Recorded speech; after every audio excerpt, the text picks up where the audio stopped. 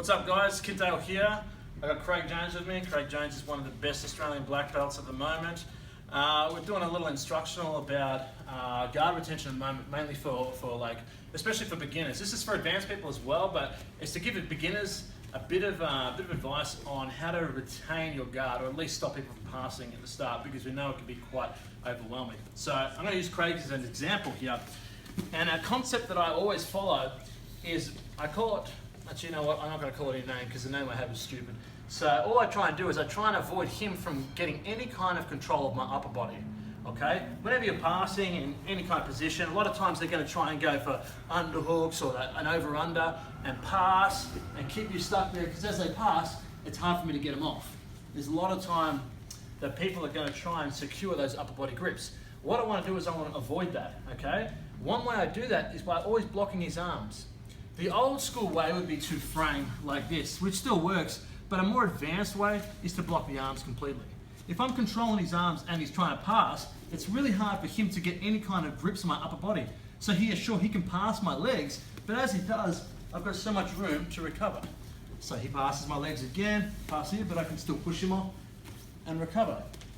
So a good way to do that is just by keeping the hands on the inside of the armpits here. Very similar to wrestlers, where wrestlers do this kind of stuff, but I'm blocking this.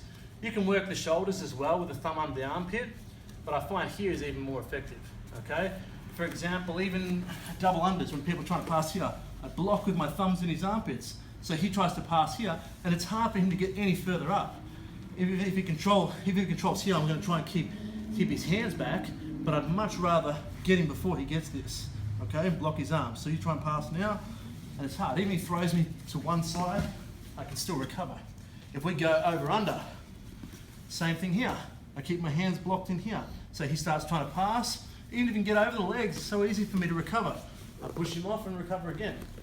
So you can see how this simple concept of just stopping him from getting any kind of grips on your upper body can really make it harder for him to pass, and sometimes impossible. It's not always going to save you, but it's a really good idea to have in your head, a good concept to have in your head to have really good guard recovery. Anyway, thank you, Craig. I appreciate that. Like Craig's page, you've got Jiu-Jitsu, what is it? Jiu-Jitsu Travels. Jiu-Jitsu Travels, and it's the worst name I've ever heard, but that's his Instagram name. Hope you enjoy this. If you want to see more concepts, go to my website, kitdaletraining.com. Check out the Art of Learning Jiu Jitsu, Volume 1 and 2, and I've got a couple other products on there available. Thank you.